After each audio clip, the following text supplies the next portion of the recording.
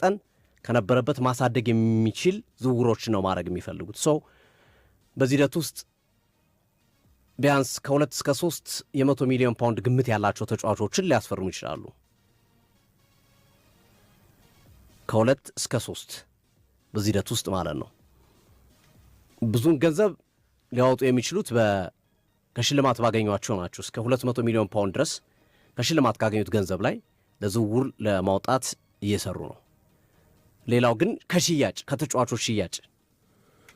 ስለዚህ እነዚህም መሰረት ባረገ መንገድ የሚደረጉ ዝውውሮች ናቸው። አሁን ላይ የአርሰናል ታርጌቶች ግልጽ ናቸው። ታርጌቶቹ ሳንድሮ ቶናሊ፣ ሞርጋን ሮጀርስ እና ሁሊያን አልቫሬዝ ናቸው። ግን ሊቀያየር ይችላል።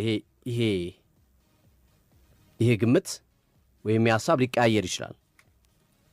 በዚህ ሂደት ውስጥ እንደ ራፋኤል ሊያኦ አይነት ተጫዋቾች ይነሳሉ። ባርኮላ፣ ቪኒሲየስ ጁኒየር ከለቀቀ ማድሪድን ቅድም እንዳልነው ማድሪድ ይህን የዓለም ዋንጫ ይጠብቃል የሱን ኮንትራት ለማራዘም።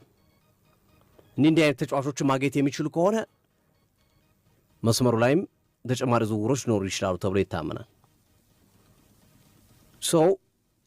የአርሰናል ሜጀር ማጠናከሪያ ቦታዎች እነዚህ ናቸው